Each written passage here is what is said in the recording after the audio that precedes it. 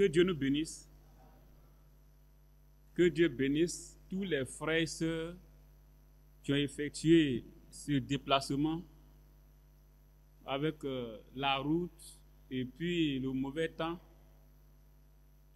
qui ont abandonné, qui ont laissé leur maison, d'autres leur travail, d'autres leur activité pour être ici.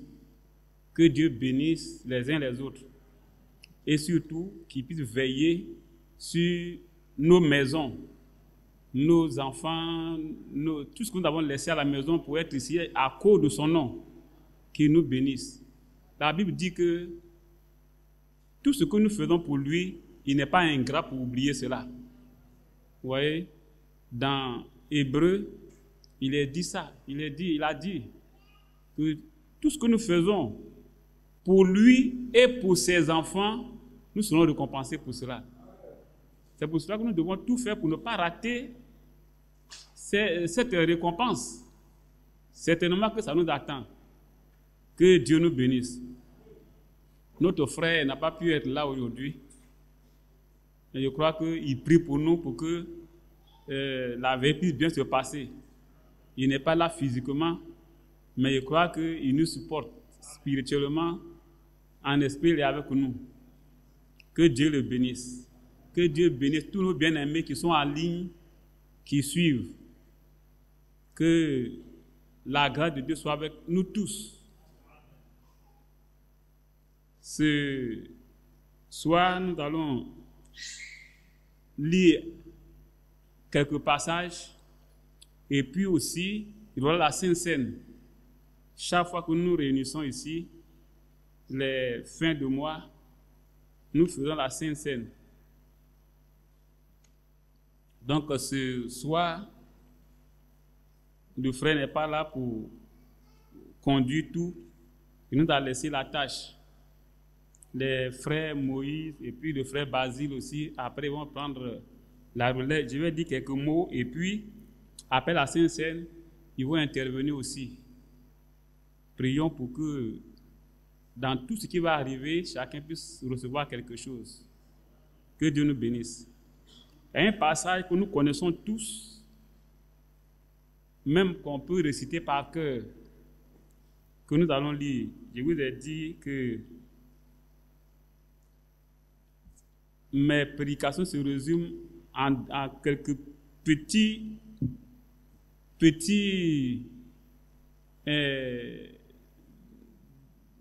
disons, c'est tout petit, mais c'est les textes qui changent. Sinon, mon objectif, le but, c'est toujours la même chose, vous connaissez déjà. Et peut-être aujourd'hui, je vais vous dire pour quelles raisons, pourquoi mes prédications sont focalisées sur un point. Peut-être qu'à travers tout ce que je vais dire, chacun comprendra pourquoi les prédications sont focalisées sur un seul point. Ce sont les textes seulement qui changent. Que Dieu nous bénisse. On va lire dans le livre de Apocalypse, chapitre 3, à partir du verset 15. C'est un texte que nous connaissons tous. Apocalypse, chapitre 3, verset 15. À partir du verset 15. Je connais tes œuvres. Je sais que tu n'es ni froid ni bouillant. Puisses-tu être froid ou bouillant? Ainsi, parce que tu es tiède et que tu n'es ni froid ni bouillant, je te vomirai de ma bouche. Parce que tu dis, je suis riche, je me suis enrichi et je n'ai besoin de rien. Et parce que tu ne sais pas que tu es malheureux, misérable, pauvre, aveugle et nu. Je te conseille d'acheter de moi de l'or éprouvé par le feu, afin que tu deviennes riche, et des vêtements blancs afin que tu sois vêtu, et que la honte de ta nudité ne paraisse pas, et un collier pour oindre tes yeux, afin que tu vois. Moi, je reprends et je châtie tout ce que j'aime. Aie donc du zèle et répands-toi. Voici, je me tiens à la porte et je frappe. Si quelqu'un entend ma voix et ouvre la porte, j'entrerai chez lui, Je souperai avec lui et lui avec moi. Celui qui vaincra, je le ferai asseoir avec moi sur mon trône, comme moi j'ai vaincu et me suis assis avec mon Père sur son trône. Que celui qui a des oreilles entende ce que l'Esprit dit aux églises. Amen. Que le Seigneur ajoute la bénédiction à sa parole. Ce texte, nous le connaissons tous très bien. Il est question de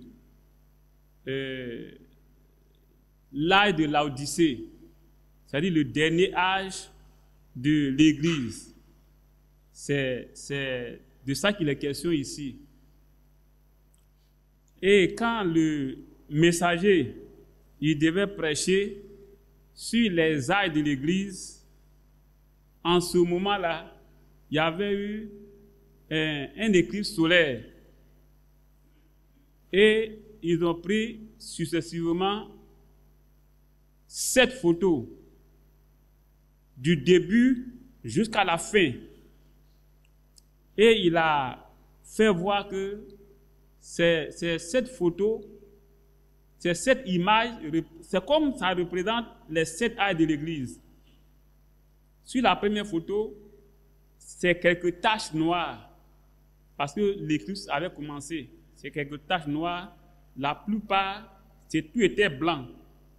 Et au fur et à mesure, le noir prenait la place, jusqu'à ce que, au 7e âge, sinon, la 7e image, il se trouve que tout était noir, à l'exception d'une petite partie qui est blanche au bout. Et il a dit que c'est ce qui représentait l'âge de l'Odyssée, c'est-à-dire l'âge le plus ténébreux.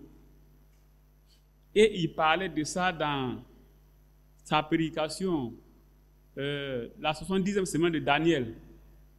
Il a dit qu'il parlait de ce que l'âge de l'Odyssée, notre âge, c'est l'âge le plus ténébreux. Et là, quelqu'un lui a dit, mais tu te trompes. Notre âge, c'est l'âge le plus spirituel, c'est l'âge le plus éclairé. Tu te trompes. Il dit que ça, c'est ce que le Seigneur lui a dit. C'est ce que le Seigneur a montré. Et il y a un phénomène surnaturel, sinon naturel, qui a montré cela. L'éclipse qui a démontré que, effectivement, c'est comme ça que les choses sont passées. Et ça m'a donné à réfléchir. Vous voyez, ça m'a donné à réfléchir. Quand on voit un peu ce qui se passe dans notre temps actuellement, c'est-à-dire dans l'âge de l'Odyssée, quand on voit tout ce qui se passe, vraiment, on ne peut pas penser que c'est l'âge le plus ténébreux. On ne pourrait pas penser. Vous prenez n'importe quelle rue à Abidjan, avant de parcourir 1 kilomètre de distance, vous allez trouver une église. Surtout les dimanches, vous allez voir que à n'importe quel coin de la rue, d'une rue, vous pouvez trouver une église. Il y en a plein. Et ce n'est pas seulement ici, en Côte d'Ivoire, mais un peu partout. Il y a plein d'églises. Mais comment se fait-il que c'est l'âge le plus ténébreux? C'est là qu'on se réfère un peu à 2 Timothée chapitre 3, où Paul a dit que sache que dans les derniers jours, il y aura des temps difficiles. Les hommes seront égoïstes, fanfarons, hautains, amis de l'argent, ennemis des gens de bien, rebelles à leurs parents, ayant l'apparence de la piété. Ayant l'apparence de la piété, mais reniant ce qui en fait la force. Vous voyez que tout ce que nous voyons ici, c'est l'apparence de la piété. Dans l'Odyssée, là, actuellement, tout ce que nous voyons là, c'est l'apparence de la piété. C'est ainsi que quand je suis allé à la retraite, que je suis rentré dans mon campement, j'ai commencé à réfléchir. Si tout cela, c'est l'apparent de la piété, et que c'est là le plus ténébreux, il ne s'agit pas des murs, il ne s'agit pas des animaux, mais c'est les hommes. C'est-à-dire ceux qui sont appelés chrétiens, qui doivent briller pour apporter la lumière. Au contraire, c'est eux qui ne brillent même pas. Au lieu d'être bouillants, qui sont tièdes ou bien froids, c'est ce qui montre que l'âge est ténébreux. Ce n'est pas l'atmosphère, ce n'est pas les murs, ce n'est pas... C'est le comportement, c'est les hommes. C'est ceux qui se disent chrétiens. Donc, moi-même aussi, je fais partie. Et c'est là que j'ai commencé, quand j'ai commencé à réfléchir, à voir, à analyser les faits. J'ai dit, mais si c'est l'âge le plus ténébreux, il est question des personnes, des chrétiens vivant dans l'âge de l'Odyssée. Donc il est question de moi. Donc qu'est-ce que je dois faire? Commencer par regarder en moi-même d'abord. Vous voyez? Commencer par regarder en moi-même. Donc d'abord, je me suis mis en cause. Et puis, j'ai commencé à analyser certains faits. C'est pour cela que je vous ai toujours dit ici que ce que je dis là, ça peut ne pas plaire à quelqu'un, mais ce n'est pas pour tout le monde, ça s'est adressé à moi. Vous comprenez? Voilà pourquoi j'ai dit ces choses. En réalité, quand j'ai commencé à réfléchir puis à voir certaines choses, je me suis retrouvé dans une détresse. Je dis, mais s'il est dit que à l'Odyssée, les gens auront l'apparence de la piété, donc certainement, tout ce que je fais, c'est l'apparence de la piété. Mais comment est-ce que je me suis retrouvé avec la question du riche, du jeune homme riche, dans Marc, c'est dans Marc 10, je crois. Hein. Seigneur, que dois-je faire pour avoir la vie éternelle? Bon maître. Ah, donc, qu'est-ce que je dois faire? Comment je dois faire pour être sauvé? Pour aller dans l'enlèvement? Et aussi, je me suis référé un peu à la question que les gens ont posée aux apôtres à la Pentecôte. Actes chapitre 2, verset 37. Hommes frères, que ferons-nous? Vous voyez, quand on arrive, on ne se sent pas en détresse, tout va bien. On n'a pas de soucis. Mais quand on se sent en détresse, dans le psaume, je crois 73, il est dit qu'il y a des gens qui étaient dans le désert, ils erraient par-ci, par-là, et quand ils ont vu leur détresse, ils ont crié à l'Éternel, l'Éternel les a secourus. Il y a un autre groupe, ils étaient sur la mer, et le vent a soufflé, la tempête a soufflé, le bateau a commencé à se balancer. Tout ce qu'ils savent de leur métier, leur habilité, ils ont tout perdu, ils ont perdu tout contrôle. Ils avaient le vertige. Et quand ils ont crié à l'Éternel dans leur détresse, il a envoyé le calme, il a ramené au port. Donc, dans ma détresse, quand j'ai commencé à prier, c'est ainsi que j'ai commencé à avoir certaines inspirations. En tout cas, des choses qui me conduisent, qui me montrent comment je dois marcher, comment je dois faire. Et d'abord, il y a comme des questions qui me sont posées et je ne pouvais pas trouver de réponse. Et c'est là que j'ai vu que tout ce que je faisais était apparence de la piété. Vous voyez? Donc, mes frères, ce que je vais dire, c'est selon l'inspiration que j'ai reçue, que je reçois, de comment je dois marcher. Si vous voyez que on parle d'une manière, c'est en connaissance de cause. Quand, par exemple, on lit ici, dans le livre de Malachie, on connaît ça aussi par cœur. Malachie, chapitre 4. Malachie, chapitre 4. à partir du verset 5.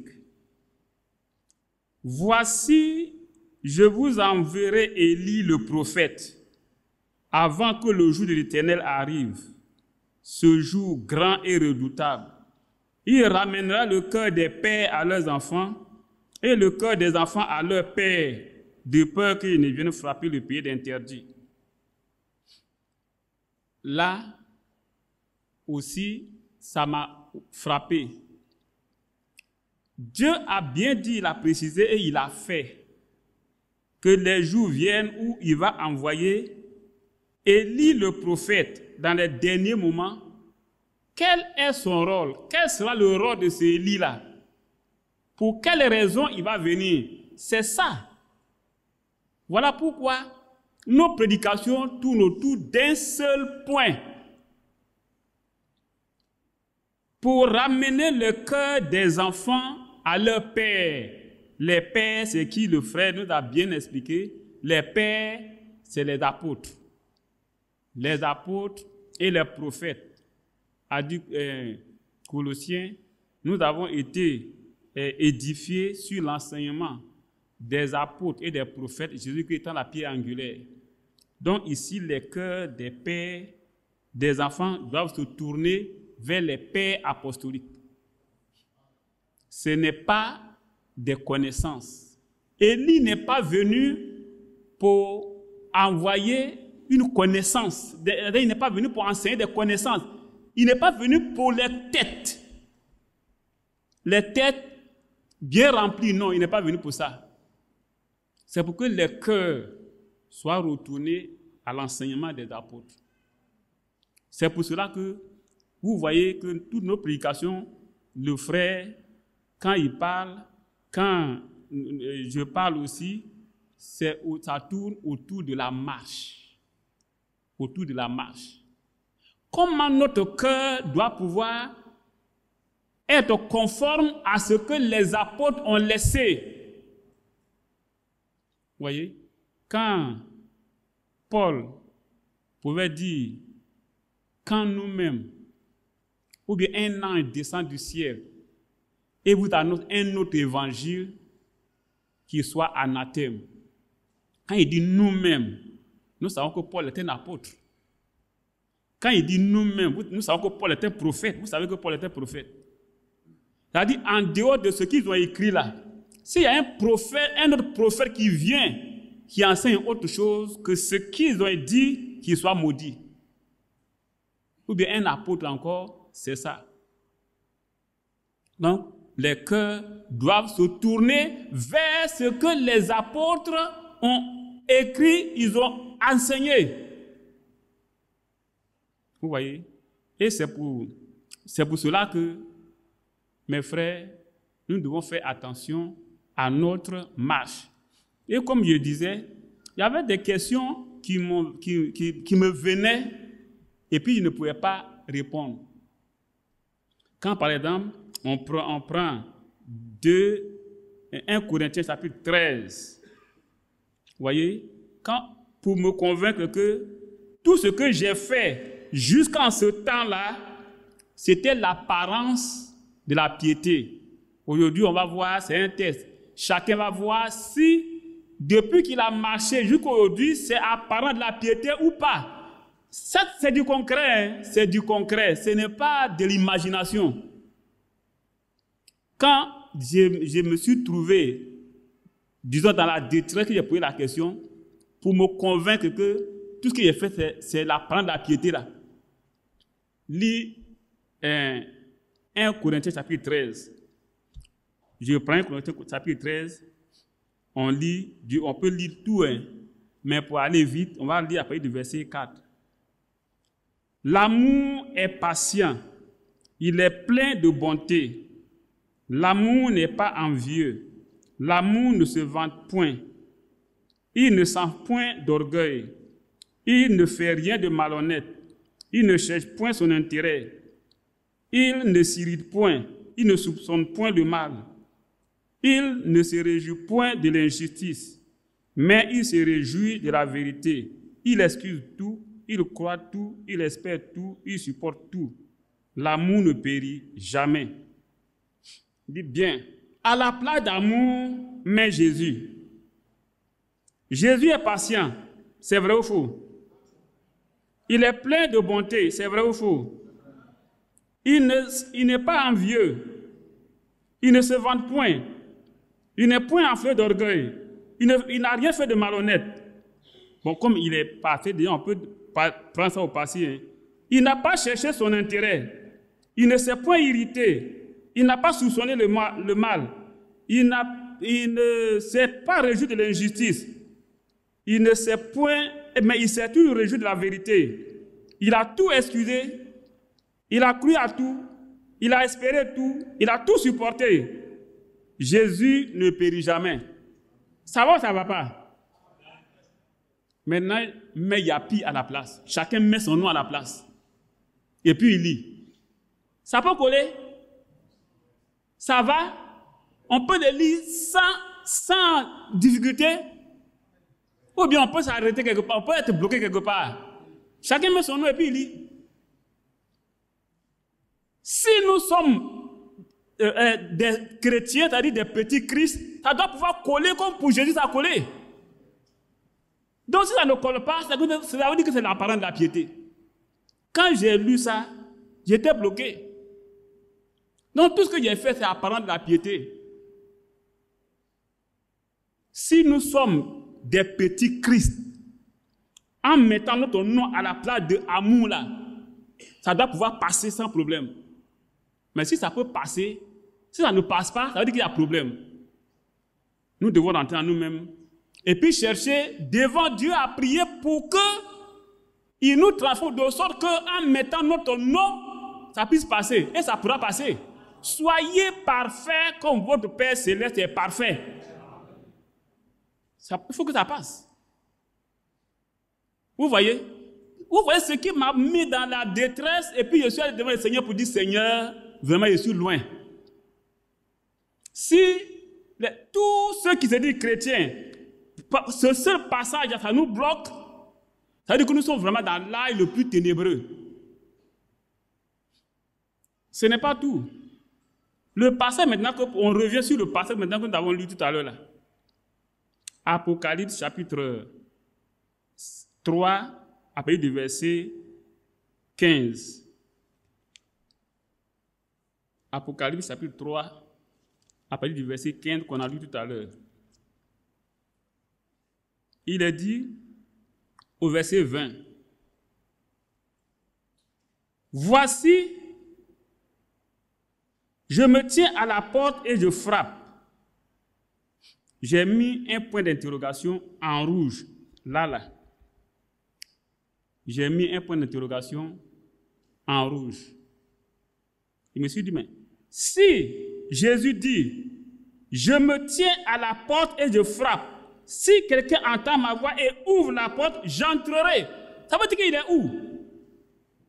Il est dehors. Vous êtes convaincu qu'il est dehors? Vous êtes sûr qu'il est dehors? Vous êtes sûr qu'il est dehors? Mais qui est dedans?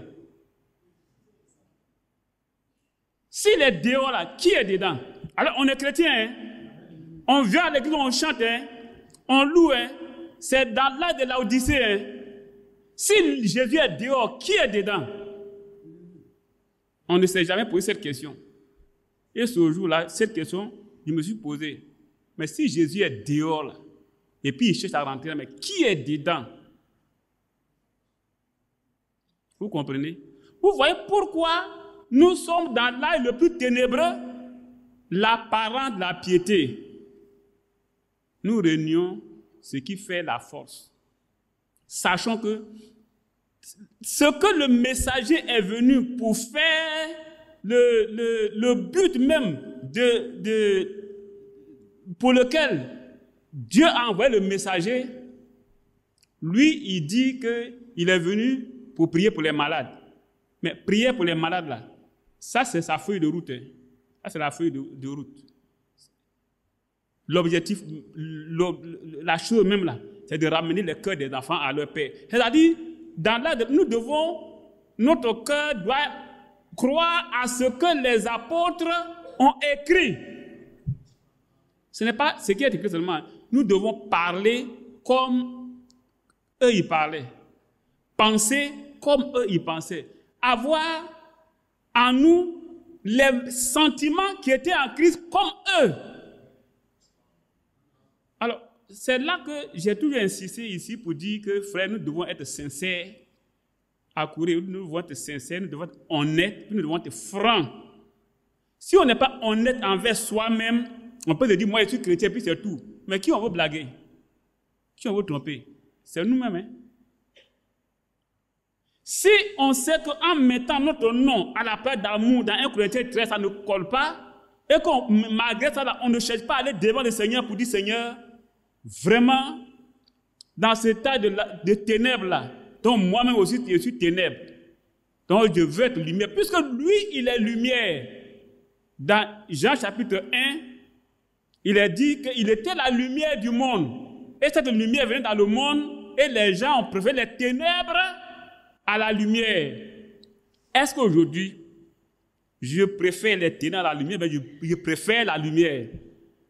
Si je veux vraiment la lumière, je dois aller vers lui pour que cette lumière qu'il a là puisse être en moi et pour que je puisse refléter aussi cette lumière. Ça là, ce n'est pas une question de connaissance. La semaine, il y a quelqu'un qui m'a appelé et puis d'abord il a commencé à me dire certaines choses que voilà, on a demandé à certaines personnes de venir se repentir et puis de venir s'asseoir. Si cela, c'est correct. Mais ça, c'est entre vous là-bas. Toi, tu me poses cette question, tu veux que je dise quoi? Tu veux que tu viennes tirer ma langue? J'ai enregistré la chose, j'ai enregistré. Elle est dans mon portable. Quand j'ai vu la fait là, j'ai coupé. J'ai mis ça sur enregistrement automatique. Et puis j'ai lancé, j'ai appelé. Donc il dit, mais c'est moi, tu veux venir tirer ma langue pour aller dire que voilà ce qu'il y a pire à dire. Si tu mets ta main dans ma bouche là, je vais vomir, puis il ne faut pas dire que j'ai vomi sur toi. Donc moi là, ce qui se passe entre vous là-bas là, il ne faut pas vous mêler dedans. Mais moi je sais une chose. Ce que je sais, c'est que moi je ne suis personne et je ne suis pas prêt à suivre quelqu'un.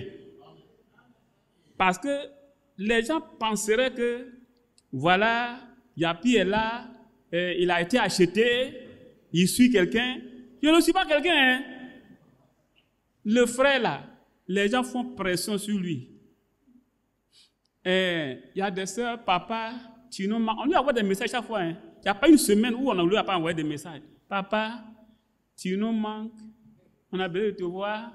Si tu veux venir t'asseoir, viens t'asseoir. Si on te voit seulement, ça va te conforter. J'étais allé aujourd'hui là-bas, puis il y a quelqu'un qui s'est déplacé même pour venir ce jour-là. Oui, il y a longtemps on t'a vu, je t'ai vu la dernière fois, tu t'es parlé, tu as dit on n'a qu'à prier, et puis on prie, on ne te voit pas. C'est là que je suis venu. Il a fini de parler. Il dit, mais tu veux qu'il retourne? Il m'a donné la parole, mais tu veux qu'il retourne? Il dit oui. Il dit, mais là-bas, là, quelque chose ne va pas bien, tout va bien, c'est comment? Il dit oui, tout va bien. Il dit, mais si tout va bien, tu veux qu'il vienne, il n'a qu'à venir chercher quoi?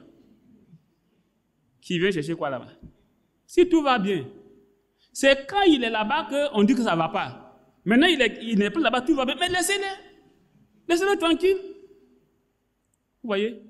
Laissez-le tranquille. Et les gens font pression.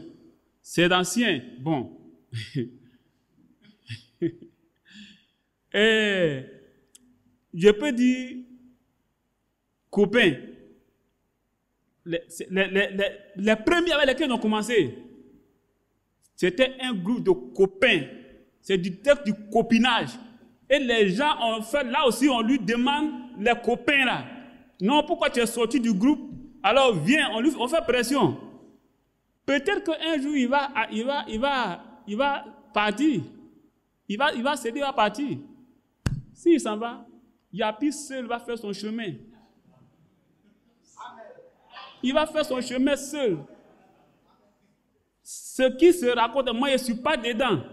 Je sais sur quoi je me suis assis. Quand je me suis interrogé et que j'ai vu qu'il y a détresse, et qu'il y a une certaine inspiration qui me conduit, qui me demande de regarder mon cœur et la parole, le cœur, nos cœurs doivent se retourner, les connaissances, les histoires, moi je ne suis pas dedans.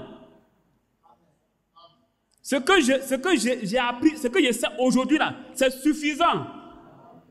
Et ça, je disais, celui qui m'a appelé là, il me dit, mais c'est bien, il y a quelqu'un qui a un don, c'est-à-dire un ministère qui vient de Dieu, il faut écouter tout ça là.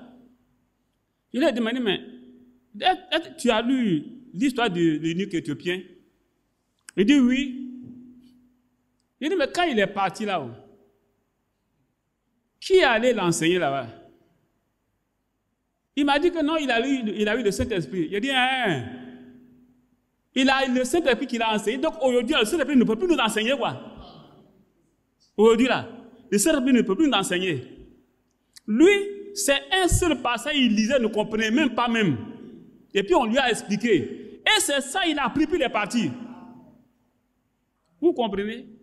Et il est parti avec ça là. Les autres qui lisaient, ils comprenaient ce que les autres passages qu'il a compris. On ne sait pas, le seul passage, c'est qu'il a attrapé. Il est parti. Est-ce qu'il est sauvé, il n'est pas sauvé?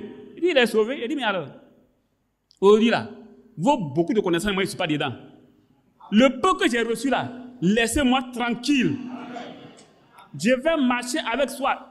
Je regarde mon cœur, le cœur des enfants à leur père.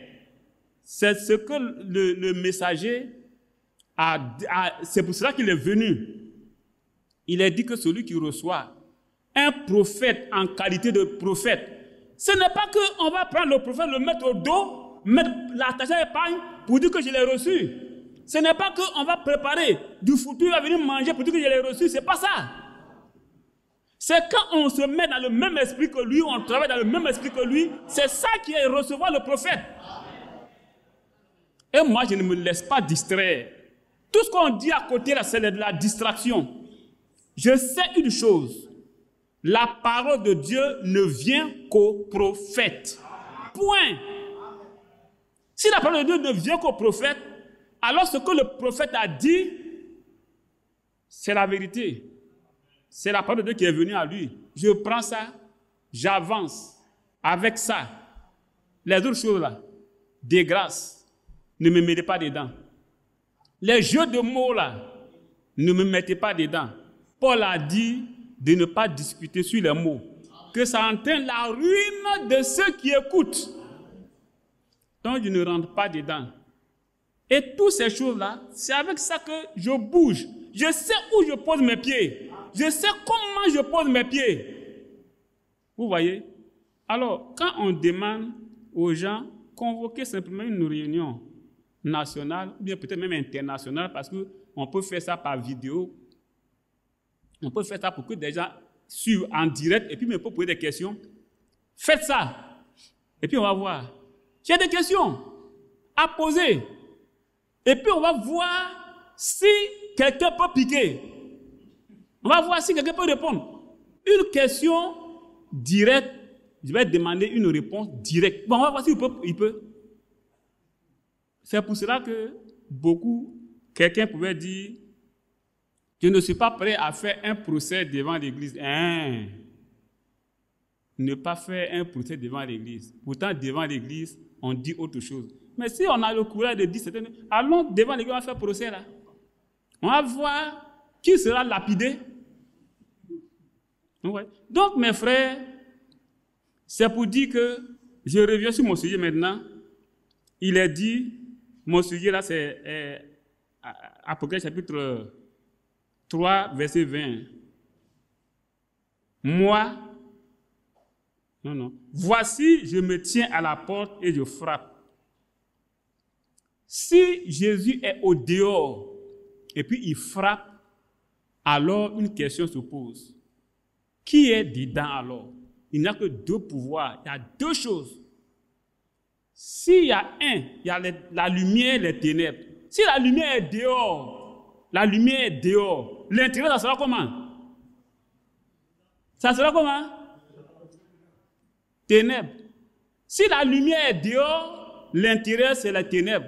Si les ténèbres sont dedans c'est où? C'est comment? C'est la lumière. Mais la lumière dit que je suis dehors. Donc dedans c'est qui? C'est les ténèbres. Voilà pourquoi mes frères, l'âge de Laodicée, c'est l'âge le plus ténébreux. Parce que c'est l'âge où Jésus est dehors, en dehors des cœurs. Ce n'est pas des bâtiments, ce n'est pas les bâtiments. Hein. C'est dans nos cœurs, nous avons mis Jésus dehors. Et un drame pareil s'est passé dans les Écritures. Un drame pareil, une tragédie pareille, ça s'est passé. On va le lire. Et voir, je ne veux pas prendre le temps comme c'est une... On va lire rapidement en passant pour que vous puissiez voir les conséquences. Quand ces choses comme ça arrivent. Cantique des Cantiques. On va lire dans le livre de Cantique des Cantiques. Tout ce qu'on dit, on n'invente rien. Tout est dans les Écritures. Cantique des Cantiques, chapitre 5, à partir du verset 2. J'étais endormi, mais mon cœur veillait. La voix de mon bien-aimé, c'est la voix de mon bien-aimé qui frappe. Ouvre-moi, ma sœur, mon amie, ma colombe, ma parfaite. Vous voyez, c'est la Sulamite et Salomon. C'est les deux tourterelles là ici, tourterelles. C'est la femme, après leur mariage, qui est allée à la maison, son mari est sorti, devant elle va dire qu'il est allé pour faire paître son troupeau dans son jardin, dans le chapitre 6, verset 2. Il dit, mon bien-aimé est descendu à son jardin au parterre d'aromates pour faire paître son troupeau dans le jardin, pour cueillir des lits. Donc, il était parti tard dans la nuit, maintenant il vient. Elle était endormie. C'est vrai, mais comme elle aimait son bonhomme, alors son cœur veillait. Et voilà que l'homme arrive, il frappe. Elle sait bien, elle dit bien, c'est la voix de mon bien-aimé qui frappe. Elle reconnaissait bien que c'est son bien-aimé, son chéri. Et puis, non seulement ça, mais il a commencé à lui donner tous les noms de caresses. Ouvre-moi ma sœur, mon amie, ma colombe, ma parfaite, ma chérie Coco, ouvre la porte. Du dedans là-bas, elle va répondre. J'ai ôté ma tunique, comment la remettrai-je? J'ai lavé mes pieds, comment les salirai-je? Voilà ce qu'aujourd'hui on présente. Dieu nous donne une petite opportunité, un don, ou bien quelque chose, et on met ces choses-là au-dessus de Dieu, au-dessus de Jésus. Vous comprenez? Il y a des gens qui ont un ministère, ils mettent leur ministère au-dessus de Jésus. Désormais, on doit considérer leur ministère plus que Jésus. Vous pensez que moi, je suis bête quand je lis les Écritures comme ça, là, et puis je vais venir pour faire quoi? J'ai ôté ma tunique, comme si sa tunique avait plus de valeur que son mari. Comment les remettrai-je? J'ai lavé mes pieds. Comment les salirai-je? Comment ton mari frappe à la porte, tu trouves que tes pieds sont lavés, tu vas les salir. Te lever de ton lit pour ouvrir la porte, là, ça ne fait même pas 3 mètres. Mon bien-aimé a passé la main par la fenêtre. Il a passé la main par la fenêtre. Au revoir. Comme tu ne veux pas ouvrir, je suis parti. C'est là que maintenant elle va dire, mes entrailles sont émues pour lui. Je me suis levé pour ouvrir à mon bien-aimé. Et de mes mains a dégoûté la myrrhe. De mes doigts, la myrrhe répandue sur la poignée du verrou. Quand il est parti, le parfum qu'il a mis sur sa main, il a trouvé que ça a touché la poignée de la porte, là. Ça lui fait mal. De ce qu'un parfum de bonne odeur comme ça, ça a touché la poignée de la porte. Vous voyez les futilités sur lesquelles on compte et puis on rejette Jésus. Imaginez un peu, hein? On est en train de lire ça, mais on voit dans la réalité. Regardez qu'est-ce que nous ne mettons pas avant Jésus. C'est-à-dire, qu'est-ce que nous ne considérons pas plus que Jésus. Aujourd'hui, regardez, revenons. La télévision, les portables, les jeux vidéo, les ceci, cela. Qu'est-ce que nous ne mettons pas avant Jésus? Quoi? Vous comprenez? Et il dit ici, le parfum s'est répandu sur la poignée, ça lui fait mal. Et elle dit maintenant, j'ai ouvert à mon bien-aimé, mais mon bien-aimé s'en était allé. Il avait disparu. J'étais hors de moi quand il me parlait. Ton mari te parle, tu es hors de toi. Les sœurs, ne faites pas ça, hein? Sœurs, si vos maris vous parlent, ne vous irritez pas contre lui, hein? C'est pas bien. C'est ce que la reine Vasti a fait et puis elle a perdu son trône. Elle pensait qu'elle était quelque chose. Elle pensait qu'elle était quelque chose. Ne pensez pas, hein? C'est la réalité. Elle pensait qu'elle était quelque chose. Elle ne savait pas que c'est à cause du roi qu'elle aussi elle a un nom. Sœur, c'est à cause de votre mari que vous avez un nom, que vous êtes quelque chose. Sans le mari, regardez, les femmes des présidents, on les appelle première dame, non? Si le président n'est pas là, on peut les connaître comme première dame. C'est à cause du président qu'on connaît les premières dames. C'est la même chose. C'est à cause de Christ aussi qu'on nous connaît. Vous voyez? C'est à cause de Christ qu'on nous connaît. Donc nous ne devons pas privilégier quelque chose plus que Dieu. Si dans notre vie, que si en tout chose nous privilégions quelque chose plus que Dieu, ne dis pas qu'il y a qui ne doit pas dire, hein? Moi, ça m'a été dit qu'il ne faut pas privilégier quoi que ce soit plus que Dieu. Ça, c'est pour moi. C'est parce que je me suis retrouvé dans une situation de détresse un jour que je sois devant le Seigneur. Donc, je sais que ça me concerne. Ça peut ne pas vous concerner parce qu'on n'a pas vécu la même expérience. Seulement, comme je dois parler, ce que je sais, ce que je dois dire, c'est ce que je vous ai toujours dit. Donc, voilà que son bien-aimé a disparu. Elle dit, j'étais hors de moi quand il me parlait. Je l'ai cherché, je ne l'ai point trouvé. Je l'ai appelé, il ne m'a pas répondu. Les gardes qui font la ronde dans la ville m'ont rencontré. Ils m'ont frappé. Ils m'ont blessé. Ils m'ont enlevé mon voile. Les gardes des murs. Voilà. Vous voyez ce que l'obéissance entraîne. Or, quand on lit déjà dans le chapitre 3 de Cantique des Cantiques, à partir du verset 1 déjà, la même chose s'est passée.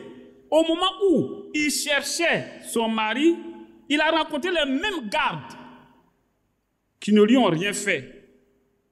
Vous voyez? Si vous voulez, on va lire. Chapitre 3, verset 1. Sur ma couche, pendant les nuits, j'ai cherché celui que mon cœur aime. Je l'ai cherché, je ne l'ai point trouvé. Je me suis levé et je me lèverai et je ferai le tour de la ville, dans les rues et sur les places. Je chercherai celui que mon cœur aime. Je l'ai cherché, je ne l'ai point trouvé. Les gardes qui font la ronde dans la ville m'ont rencontré. Avez-vous vu celui que mon cœur aime? À peine les avait passés que j'ai trouvé celui que mon cœur aime. Ces gars, ils les avaient rencontrés. Il leur a même demandé. Ils n'ont rien dit. Mais après sa désobéissance à son mari, vous voyez, après sa désobéissance, ces mêmes gars l'ont rencontré. Regardez ce qu'il a dit. Il a dit, verset 7, les gars qui font la ronde dans la ville m'ont rencontré. Ils m'ont frappé, ils m'ont blessé Ils m'ont enlevé mon voile, les gardes des murs.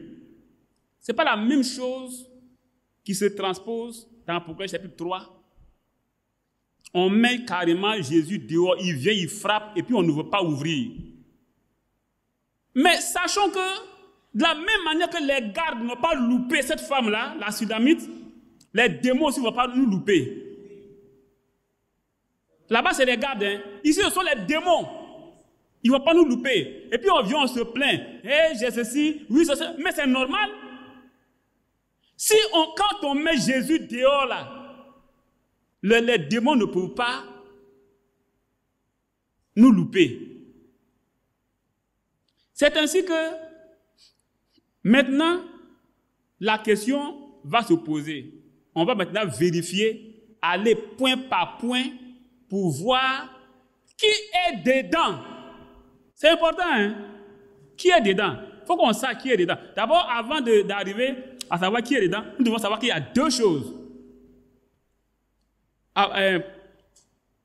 Psaume 78, verset 8. Psaume 78, le verset 8.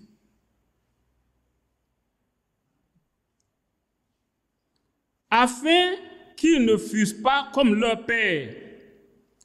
Bon, si on veut prendre à partir du verset, il s'agit d'un rappel de ce qui s'est passé. Asaph qui fait un rappel de ce qui s'est passé quand ils sont sortis d'Égypte. Les Juifs sont sortis d'Égypte, ils rentraient à la terre promise. C'est un rappel de ce qui s'est passé. Donc ici, il leur fait voir quelque chose. Afin qu'ils ne fussent pas comme leur père, une race indocile et rebelle, une race dont le cœur n'était pas ferme et dont l'esprit n'était pas fidèle à Dieu. Donc, ici, nous allons retenir qu'il y a deux races. Il y a une race dont le cœur est rebelle et insoumis. Donc, dans un premier temps, quand vous voyez quelqu'un qui est rebelle, qui ne veut pas se soumettre à la parole de Dieu, ça veut dire qu'il fait partie de cette race-là. Une race dont le cœur n'est pas ferme. C'est-à-dire le cœur n'est pas attaché à Dieu. Le cœur n'est pas vraiment attaché à Dieu. Le cœur balance. Ça vient un peu, ça ressort, ça vient un peu, ça ressort. La dernière fois, je disais ici qu'il y a des gens qui font ce jeu-là. On sort un peu, on va dans le monde, et puis on vient dans le Seigneur. On va un peu, on vient. C'est ce qu'on dit. Hein. On va un peu, on ne nous voit pas 3 mois, et puis on vient. Frère, j'ai eu des difficultés, j'ai été éprouvé. Et puis il revient prier pour moi. Et puis après, il s'en va. Il s'en va, il vient. Ça, il dit. Entre-temps, il y a des gens qui sont là-bas, on leur parle, ils ne veulent pas écouter. Hein. On leur parle, ils ne veulent pas écouter. Quand, dans ces derniers temps, on voit qu'il y a des gens qui commencent à venir. Ça, il dit, mais regardez, c'est comme un bateau qui est amarré, qui est attaché. On a enlevé la corde. Le bateau va s'éloigner. Il y a d'autres qui sont dans le bateau, ils vont sauter dehors. Ils vont revenir, ils vont sauter, ils vont revenir. Il y a d'autres qui sont là-bas, ils vont sauter, ils vont tomber dans le bateau. À un certain niveau, quand le bateau va commencer à faire 50 cm, 1 mètre, 2 mètres, 3 mètres, où on ne peut plus sauter, la dernière personne va sauter du quai, tomber là-bas. Toi, tu vas sauter pour tomber là-bas, puis c'est fini. On ne peut plus rentrer. Tu vas te mordre le doigt. Qu'est-ce qui m'a pris même? Pourquoi? C'est fini. C'est comme ça que les choses vont avoir lieu. Quelqu'un va penser retourner un peu dans le monde pour jouer un peu, et puis l'enlèvement va avoir lieu. C'est fini. Faisons attention. Vous ne savez ni le jour, ni l'heure. Nous devons faire très attention. Donc, il y a une race indocile, c'est-à-dire insoumis. Il y a une race de rebelles. Ceux-là, tu vas leur parler de Dieu, ils ne vont pas accepter, ils ne vont jamais accepter. De l'autre côté, il y a une race de fidèles. Il y a une race dont le cœur est attaché à Dieu. Que ça soit notre cas. Que Dieu nous aide. Que notre cœur s'attache à notre Dieu. Maintenant, on revient à un test. Chacun va s'éprouver, chacun va savoir, va regarder en lui-même. Comme tout à l'heure, là, dans 1 Corinthiens 13. Si vous allez à la maison, lisez. Hein, lisez. Aussi longtemps que, en mettant votre nom, quelque chose ne va pas, prions jusqu'à ce que tout puisse aller. Deuxième test. Ici, il est dit, et voici, je me tiens à la porte et je frappe. Si quelqu'un entend ma voix et ouvre la porte, j'entrerai chez lui, je souperai avec lui et lui avec moi. Donc la question a été posée, mais qui est dedans? Pour savoir qui est dedans, il faut savoir que derrière tout ce que nous posons comme acte, il y a un esprit. Je ne sais pas si on connaît ça. Le frère a toujours parlé de ça ici. Il a dit que si on met l'esprit de la fable en quelqu'un, la personne va chanter, va danser comme lui. Si on met tel esprit dans quelque chose, la personne va faire la même chose. Si on met un esprit de chien dans quelqu'un, la personne va agir comme un chien, n'est-ce pas? Donc ça veut dire que derrière un esprit, il y a toujours quelque chose, plutôt, derrière un acte, il y a toujours un esprit. Derrière une parole, il y a toujours un esprit.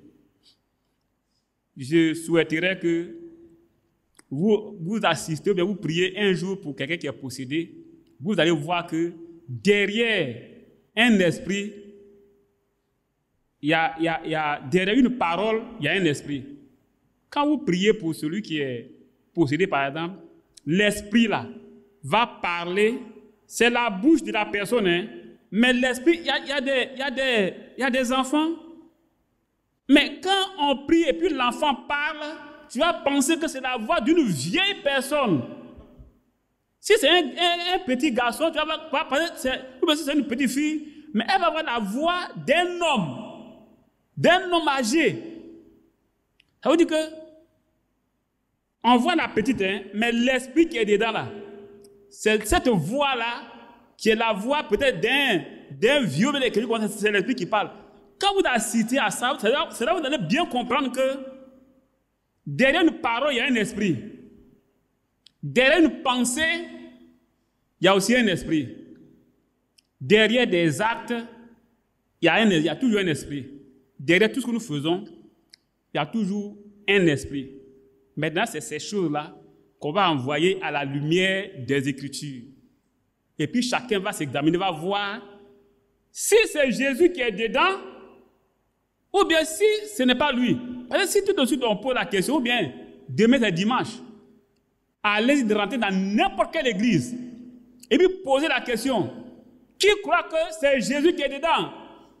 Tout le monde va lever la main. Dans n'importe quelle église, partout, les catholiques, tout ça, qui pense que c'est Jésus qui est dans son cœur? Tout le monde va lever la main. D'autres vont lever les deux mains même pour montrer que c'est Jésus qui est dans le cœur. Tu n'en disconviens pas. Mais moi, je te regarde. Les paroles qui vont sortir de ta bouche, je sais quel est l'esprit qui est derrière, qui prononce ces paroles. Derrière un acte que tu vas poser, derrière ce que tu vas faire, on sait quel est l'esprit qui est derrière. Vous comprenez? Donc c'est comme ça que chacun va se sonder. Dans les Écritures, il y a plus de types d'esprit. Et peut-être qu'on on lit ces choses, mais on ne fait pas attention. On lit, mais on ne fait pas attention. On pense que ça passe comme ça. Ça ne passe pas comme ça. Hein. Il y a des esprits. Regardez.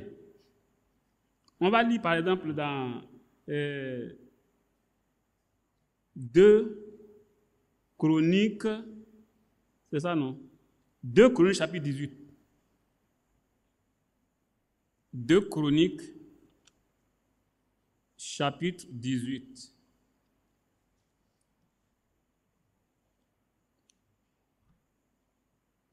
Chapitre 18, à partir du verset 20. 2 Chroniques 18, à partir du verset 20. Ici, on lit: Et un esprit vint se présenter devant l'Éternel et dit: Moi, je le séduirai. L'Éternel lui dit: Comment? Je sortirai, répondit-il. Je serai un esprit de mensonge dans la bouche de tous ces prophètes. un esprit de mensonge. Je prends ça. Quelqu'un qui prononce des mensonges, ça veut dire qu'il y a un esprit qui est derrière. Le mensonge, là, il y a un esprit qui est derrière. Si on veut être délivré, il faut qu'on prenne conscience. Si on ment beaucoup, vous connaissez que vous mentez. Si on connaît qu'on ment, dans Apocalypse chapitre 21, verset 8, il est dit, mais pour les lâches, les incrédules, les abominables, et à la fin, il a dit, et tous les menteurs, leur part sera dans le temps ardent de feu. Derrière le mensonge, il y a un esprit. Donc, il y a un esprit de mensonge. Si on ment, sachant qu'il y a un esprit de mensonge en nous. Si l'esprit de mensonge est en nous, Christ ne peut pas être dedans. Parce que Christ, c'est la vérité. Il est la vérité. Et si un esprit de vérité aussi est en nous, on ne peut pas mentir. Vous voyez? Il y a aussi un esprit de vérité. S'il est en nous, on ne pourra pas mentir. C'est ça. Il y a un esprit d'assouplissement. Romains 11, 8 nous le dit, qu'il y a certains qui vont recevoir un esprit d'assouplissement. C'est-à-dire, c'est ceux-là qui sont vraiment pris par ce démon. Vous savez que les esprits de Laodicée sont des esprits coriaces. Ce sont des esprits, des mauvais démons. La première des choses, il dit, mais je connais tes œuvres. Je sais que tu n'es ni froid ni bouillant. Puis tu es au froid ou bouillant parce que tu es tiède. Voilà l'esprit d'assouplissement. Au lieu de se réveiller pour être bouillant, on est là, on dort. On est là, on est négligent, on est paresseux, on est assoupi. Si les choses de Dieu ne nous dérangent pas, si les choses de Dieu ne nous poussent pas à bout, ça veut dire que cet esprit d'assoupissement est là. Dans Proverbe, là, il est dit que le paresseux, il met la main dans le plat et il trouve difficile de ramener à sa bouche. Ah, aïe, ça, ce n'est pas un cadavre, ça. On met la main dans la nourriture et puis on ne peut même pas ramener dans sa bouche. Quelqu'un n'a qu'à venir mettre ça dans la bouche. Tellement il est assoupi. Il ne faudrait pas que ça soit comme ça, hein, frère, sœur. Chaque fois, on va voir les gens qui ont prier pour nous. On n'a pas de bouche pour prier. Vous voyez? Est-ce qu'on ne peut pas faire... Prions de sorte que... Voilà des esprits. Laodicée là. Voilà l'esprit d'assoupissement. L'esprit de paresse, de négligence, de tiédeur. Ne permettons pas que ce démon-là se repose sur nous. Vous voyez? Alors, c'est pour cela que, frère, nous devons faire attention. Rentrons tout ça là, ramenons ça à nous. Hein. Est-ce que quand on dit les choses de Dieu, ça nous... Non, je sais que ça vous bouge le cœur parce que vous êtes là. Que Dieu vous bénisse. Il y a d'autres qui, à cause des embouteillages, ils arrivent peut-être venir même en retard. Il y a d'autres même, ils ont laissé même des choses qu'ils devaient faire à cause des embouteillages pour ne pas rater le cas pour venir ici. Que Dieu vous bénisse. Je sais que l'esprit de force est en vous. Que Dieu nous bénisse, que Dieu nous maintienne fort. Il est dit de l'autre côté, dans psaume qu'on a lu, psaume 118, qu'il y a des gens qui ont leur cœur qui n'est pas attaché, fermement attaché à Dieu. Nous, notre cœur est fortement attaché à Dieu. C'est pour cela qu'on a pu laisser des choses pour venir. Voilà des gens que Dieu veut. Vous voyez? Mais ce n'est pas tout. Hein. Ça c'est un point, ça c'est bon. Mais on va voir les autres choses. Vous voyez? Jean nous parle par exemple d'un esprit d'erreur. 1 Jean chapitre 4, le verset 6. On va le lire. Il y a plusieurs types d'esprits, mais j'ai pris quelques-uns pour attirer notre attention. Après ça, là, que chacun passe au peigne fin sa vie Et puis, il va voir 1 Jean chapitre 4, le verset 6. Ici, il est dit, nous sommes de Dieu. Celui qui connaît Dieu nous écoute. Celui qui n'est pas de Dieu ne nous écoute pas. Vous voyez, ici, l'apôtre Pierre dit nous.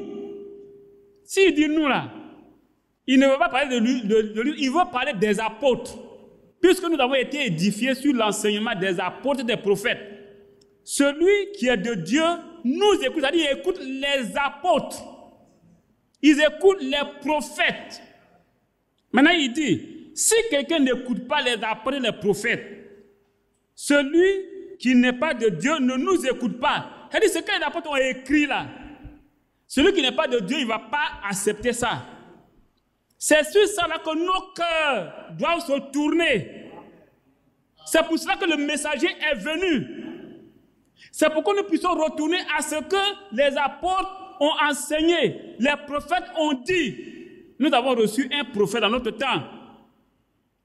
Son objectif, c'est de ramener nos cœurs. Et pour que nos cœurs soient ramenés, il faut que la vérité soit établie. Il a rétabli l'autel, la vérité. Maintenant, il a dit que vos cœurs retournent là.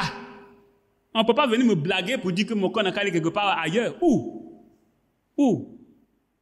Ce qu'il a dit là, ce qu'il a rétabli là, c'est ça. Ou rien. C'est tout. Que Dieu nous aide.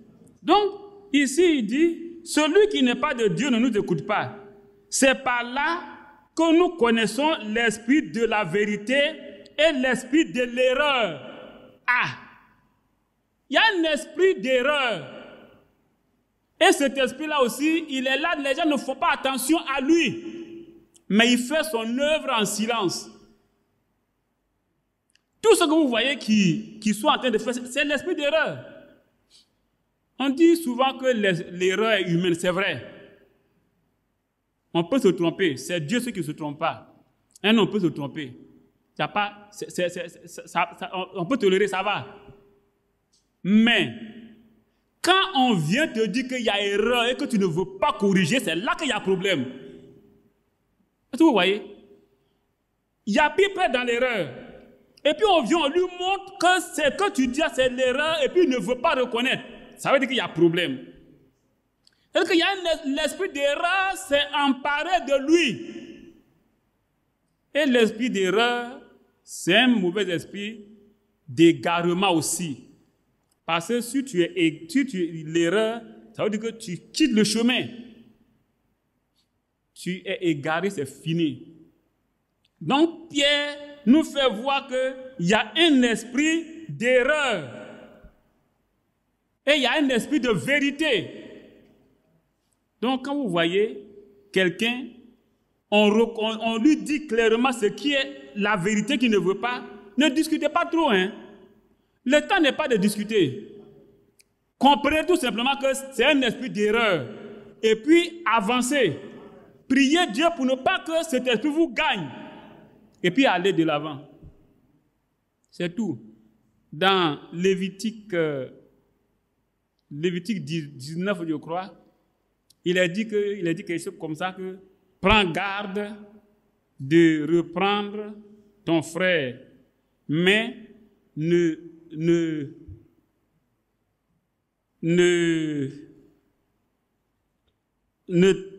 on va le dire, Lévitique 19.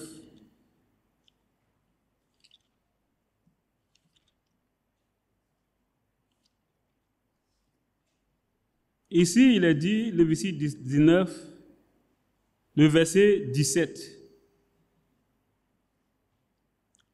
Tu ne haïras point ton frère dans ton cœur. Tu auras soin de reprendre ton prochain, mais tu ne te chargeras point d'un péché à cause de lui. Vous pouvez le reprendre, mais il ne faut pas aller te charger d'un péché. Il ne faut pas aller jusqu'à péché. Tu lui as parlé, il n'a pas compris, tu vas de l'avant. Voyez? Quand maintenant on dit tu ne haïras point ton frère dans ton cœur, et puis aujourd'hui, je vois que le comportement de quelqu'un Je sais que ça frise la haine, ça frise les rancunes, les rancœurs. Vous pensez que, vous croyez que quoi, Djenaka dit quoi? Que c'est Christ qui est dedans? C'est Christ qui est dedans. Est-ce que Christ a une fois haï quelqu'un? Il a dit au contraire, il a dit, priez pour vos ennemis. Jésus a dit, priez pour vos ennemis. Jésus a dit, priez pour vos ennemis. Et puis nous, on hait notre frère. Ah, vous ne voyez pas qu'il y a contraste là? L'ennemi, on doit prier pour lui. Et puis lui, notre frère là, on le hait. Qui est dedans? Jésus est au dehors, il frappe. Qui est dedans? Qui est le premier rancunier? C'est Caïn. Vous voyez pourquoi il y a une fois, il y a des enfants qui me racontaient quelque chose. J'ai ri dans mon cœur et j'ai dit, mais les enfants là, quand tu es avec eux, tu apprends beaucoup de choses. Dernièrement, et c'est pas à la convention de août là, hein, ou bien c'est pour avril là. Août là, il y a le petit Othniel qui il voulait me poser une question. Et puis, il voulait me rencontrer. Et puis, j'avais oublié. Et puis, il m'a rappelé. Et puis après, on s'est retrouvés ici.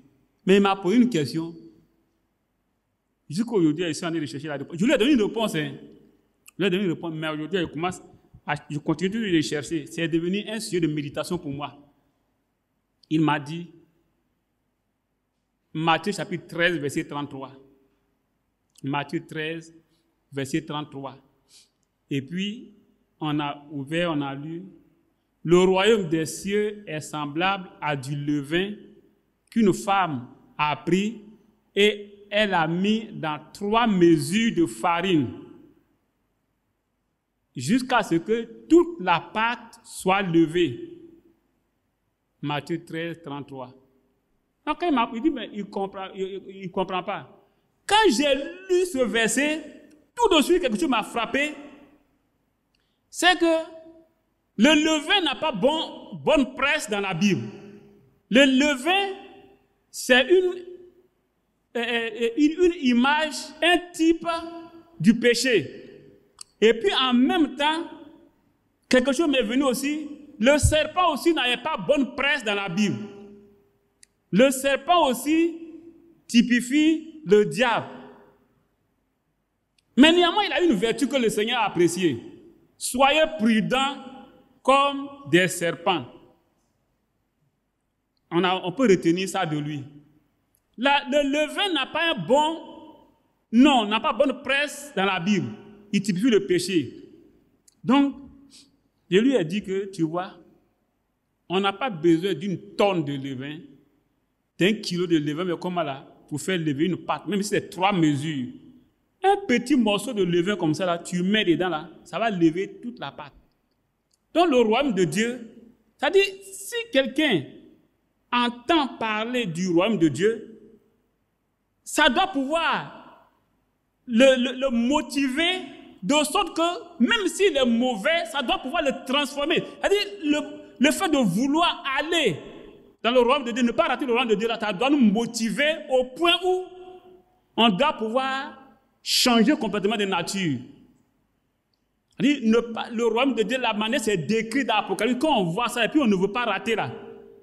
Il faut qu'on soit capable de délaisser, d'abandonner tout ce que nous voulons, si vraiment nous voulons aller. Donc, ça doit pouvoir, l'amour du royaume de Dieu doit pouvoir nous transformer, nous changer comme le levain change, transforme, modifie les molécules qui sont dans la pâte. Ça dépend que je lui ai donné. Donc, tu viens à l'église, tu entends parler du royaume de Dieu, il faut que tu sois transformé, il faut que cette idée-là du royaume de Dieu te transforme. Pour que si tu es mauvais, tu deviennes, en tout cas, un bon chrétien fidèle à Dieu. C'est la réponse que je lui ai donnée. Mais entre nous, je ne suis pas convaincu, je continue de méditer là-dessus. Pourquoi le royaume de Dieu est comparé à du levain? C'est un sujet de méditation pour moi, je cherche. Donc les enfants, souvent, ils nous amènent quelque part, sinon ils nous recadrent. Et c'est bien. Donc, dernièrement, il y a d'autres aussi enfants qui disaient que, parlant de Caïn et Abel, comment ça s'est passé que Caïn a tué Abel? Ils ont dit que d'abord, il y avait cette histoire d'offrande. Quand il a vu que lui n'a pas été accepté, alors la haine est montée dans son cœur. Et puis, quand Dieu l'a repris, il a fait semblant. Et puis, il a dit à son frère Abel, accompagne-moi au champ. Et puis, ils sont partis. Et puis, comme Caïn et comme Abel est berger, les moutons d'Abel ont commencé à manger les plantes de Caïn. Tu aussi, Caïn a vu, tu as vu ce que tes moutons ont fait? Et puis, il a tombé sur Abel, il a tué. Mais où ces enfants-là ont trouvé ce truc-là, puis ils sont inventés? Comment ils ont imaginé ces choses-là? Et quand tu vois apparemment, c'est qu'il est parti de quelque chose de banal pour tuer son frère parce que la haine est là. Et quand je ramène ça aujourd'hui, en nous, je vois que d'abord il faut garder quelque chose contre quelqu'un. D'abord il y a quelque chose qui ne va pas contre quelqu'un. Et puis on profite d'un petit fait, on dramatise et on prend position pour le crucifier, pour le condamner. Vous voyez? Quand on peut dire, il n'a qu'à venir, mais il n'a qu'à venir s'asseoir. Mais si on n'a rien contre quelqu'un auparavant, on ne peut pas avoir de telles pensées. On ne peut pas. C'est parce que d'abord quelque chose est la base, ça est dedans. Tu ne garderas pas, tu n'auras pas tu ne haïras pas ton frère. Dieu a dit de prier pour ses ennemis. Mais nous là, c'est notre propre frère qu'on veut crucifier. Et puis là, on va me dire que c'est Christ qui est dedans. Non. On ne peut pas me blaguer. Donc c'est pour ça que frère, je nous dis, méfions-nous. Faisons attention. Voyons par nos actes quelque chose qui est important. Derrière toute pensée, il y a un mauvais esprit. Derrière toute pensée, il y a un esprit. Si la pensée est mauvaise, ça veut dire que c'est un mauvais esprit. Si la pensée est bonne, là, ça peut être de Dieu. Maintenant, passons au peigne fin tous nos pensées. Passons au peigne fin nos sentiments, nos paroles, nos motivations. Toutes ces choses-là, passons cela au peigne fin et voyons quel est l'esprit qui est derrière, qui motive ces choses. Vous saurez qui est dedans. Si Jésus est dehors là, vous saurez qui est dedans. Est-ce que je me suis fait comprendre? Voilà. Chacun n'a qu'à aller faire cet exercice-là. En tant qu'enseignant, quand on donne un devoir, on donne un exercice à l'appui. Donc voilà l'exercice là. Chacun n'a qu'à aller se sonder pour voir qui est derrière. Qui est dans son cœur. Si Jésus est dehors, qui est dedans? Nos sentiments, nos paroles, nos motivations, toutes ces choses-là. Ne laissons pas l'ennemi. Le messager a bien dit que le champ de bataille, c'est la pensée. C'est de la pensée que tout vient. Mais quand tout vient là, nous avons la possibilité de rejeter ce qui n'est pas bien et d'accepter ce qui vient de Dieu. Voilà pourquoi il faut pouvoir discerner les esprits. Et derrière une pensée qui nous vient, il y a un esprit. Avant d'accepter ce que l'esprit nous propose, réfléchissons d'abord. Vous voyez? Alors, ne faisons pas comme l'Ukraine. Ne faisons pas comme l'Ukraine. Parce que il s'est laissé, ce pays-là s'est laissé. Et tous les petits démons viennent démontrer leur puissance. Les démons américains viennent pour montrer qu'on est fort. Ils viennent, leurs missiles, ils cassent. Ah, on est fort. les démons anglais, ils envoient pour eux. Les démons français, les démons allemands, chacun envoie pour lui. Mais les démons russes envoient pour eux. Mais tu ne penses même pas que c'est toi, ton pays, qui est détruit. On ne pense même pas que c'est notre corps qui est détruit. Et puis, oui, il faut essayer d'abord une femme avec la mariée, et puis on prend ça. On ne pense même pas que c'est notre corps qu'on est en train de détruire. Un seul verre d'eau, un seul verre de vin, ce n'est pas grave, on peut boire. On ne pense même pas que c'est notre corps qu'on est en train de détruire. Et on laisse ces petits démons-là venir faire les démonstrations de puissance, les démonstrations de force. Je ne sais pas quand ils vont comprendre, mais nous comprenons aujourd'hui.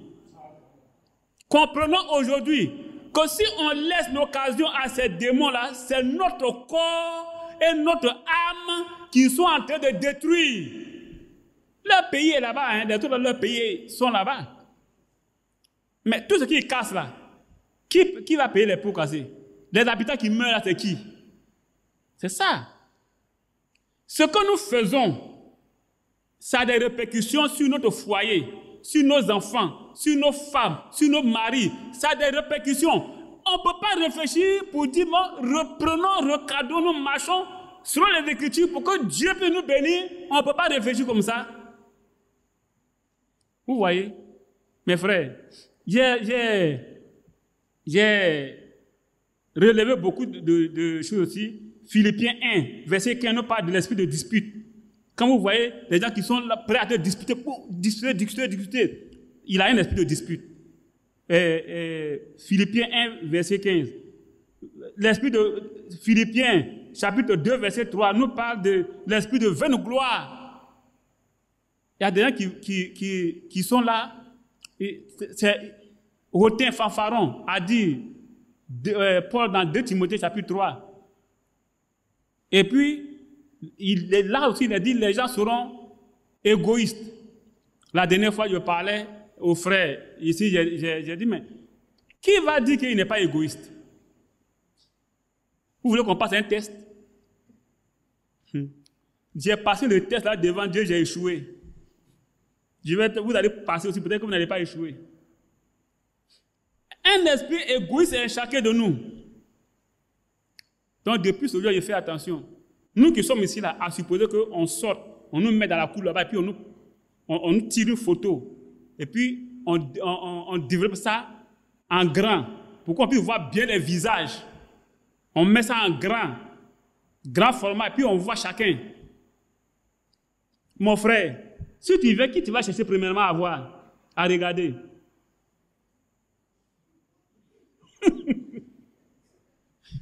Chacun va chercher d'abord va se chercher. Chacun va chercher à se... L'égoïsme, c'est quelqu'un qui ramène tout à lui-même. Lui d'abord.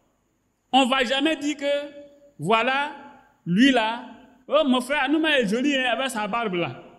Et on ne va pas chercher, mais je vais chercher à me regarder d'abord. Je vais voir, si je suis bien dedans, je vais dire, ah, photographe, ça a bien réussi, c'est bien. Mais si je suis en mauvaise posture, je vais dire, oh, le photographe, il ne vaut rien. Ce n'est pas bien, parce que je ne suis pas bien dedans. Vous comprenez? L'égoïsme, toutes ces choses-là, il y a des racines en nous.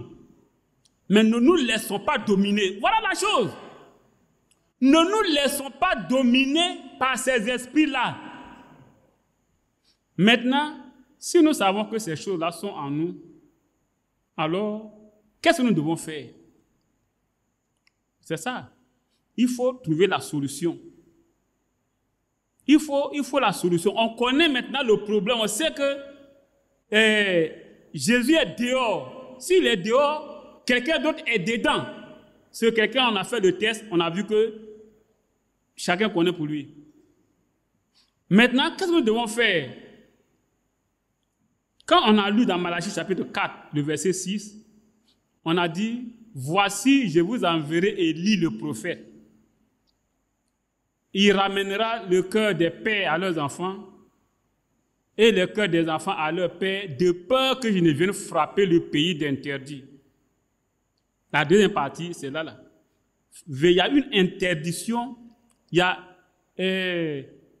quand on lit d'abord le verset 4, excusez-moi, je vais revenir là-dessus.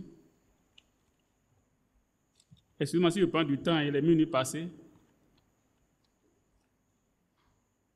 Souvenez-vous de la loi de Moïse, mon serviteur, auquel j'ai prescrit à Horeb pour tout Israël, des préceptes et des ordonnances. Voici, je vous enverrai Élie le prophète avant que le jour de l'Éternel arrive, ce jour grand et redoutable. Voilà. C'est un jour redoutable. Il dit, et de peur que je ne vienne frapper le pays d'interdit, il y a une interdiction. Il y a un malheur qui va frapper la terre. Est-ce qu'on est conscient de ça? Il y a un malheur qui va frapper la terre. Ce jour grand et redoutable. Paul dit dans 2 Timothée 3, sache que dans les derniers jours, il y aura des temps difficiles. Ce n'est pas pour les enfants. Alors, qu'est-ce qu'il faut faire? Le Seigneur nous a avertis. Quand on regarde en nous-mêmes et qu'on sait que la plupart du temps, les actes que nous posons, les esprits qui sont dedans, qui inspirent ces actes-là, ces paroles-là, ces pensées-là, ne sont pas l'Esprit de Dieu, on doit faire attention. Les esprits qui nous inspirent, qui nous poussent dans nos paroles, dans nos actes, dans nos sentiments, dans nos motivations, si ce sont des esprits qui ne sont pas de Dieu, on doit faire très attention. Alors, il est dit, Jésus pouvait dire dans Matthieu 24, verset 42. Je vais faire rapidement pour terminer. Matthieu 24, verset 42. Ici, il est dit, veillez donc, puisque vous ne savez pas quel jour votre Seigneur viendra. Alors, puisqu'on ne sait pas quel jour il viendra, la Bible nous conseille de veiller. Ça, c'est ce que Jésus lui-même il a dit dans Matthieu 24. Dans Matthieu 25, le verset 13, il dit les mêmes choses. Veillez donc, puisque vous ne savez ni le jour, ni l'heure. Il est question de veiller. Marc 13, verset 33. Marc chapitre 13, verset 33. Il nous dit ceci. Prenez garde, veillez et priez, car vous ne savez quand ce temps viendra. Il est question du retour du Seigneur. Il dit bien ici, prenez garde, veillez et priez, car vous ne savez quand ce temps viendra. Verset 35. Veillez donc, car vous ne savez quand viendra le maître de la maison. Verset 37. Ce que je vous dis, je le dis à tous, veillez. Vous comprenez? On continue. Luc chapitre 21, verset 36. Luc 21, verset 36. Ici, il est dit, veillez donc et priez en tout temps, afin que vous ayez la force d'échapper à toutes ces choses qui arriveront et de paraître debout devant le Fils de l'homme.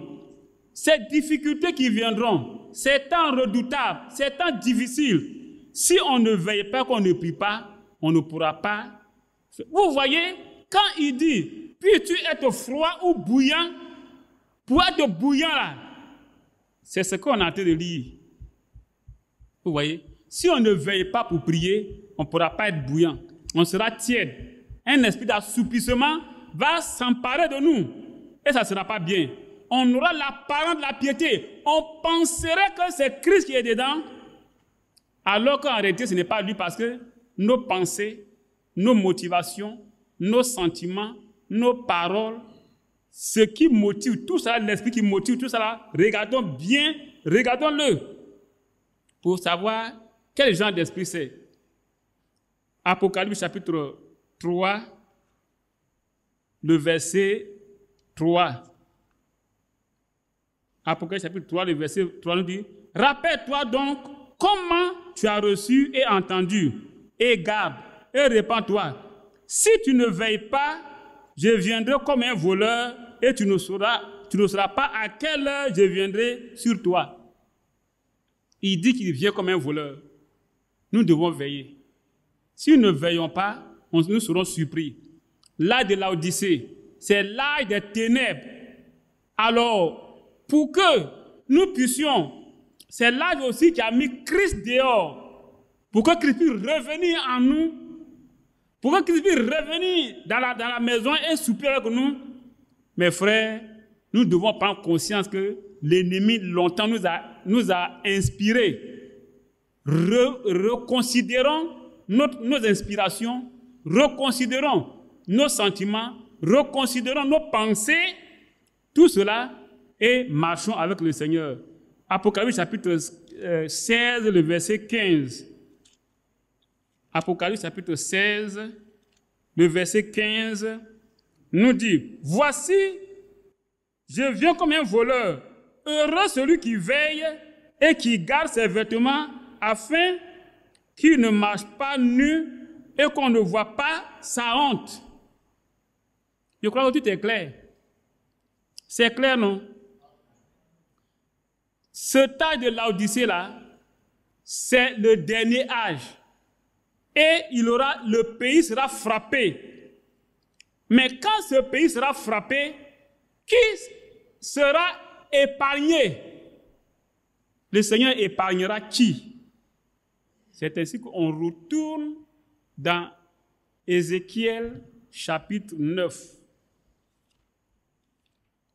Ézéchiel, le chapitre 9, pour voir qui va échapper. Est-ce que nous sommes de ceux qui pourront échapper? Ézéchiel chapitre 9, verset 4.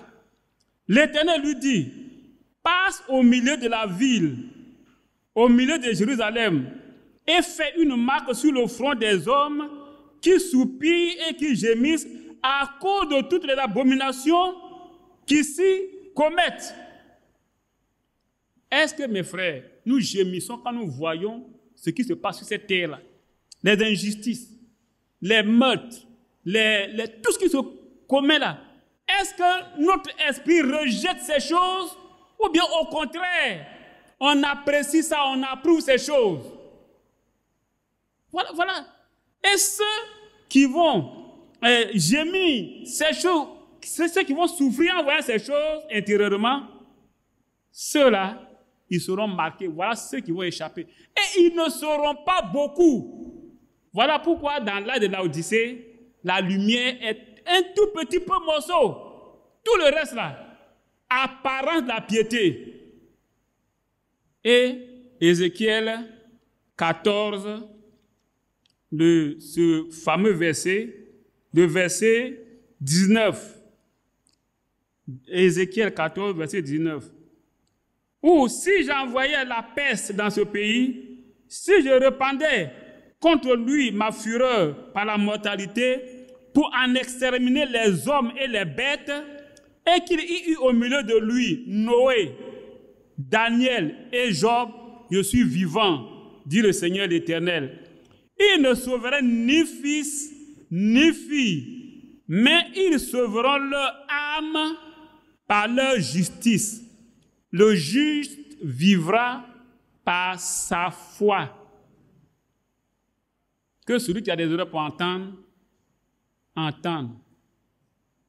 Là, le messager de Laodicée, c'est pour que les cœurs des enfants se tournent vers les pères.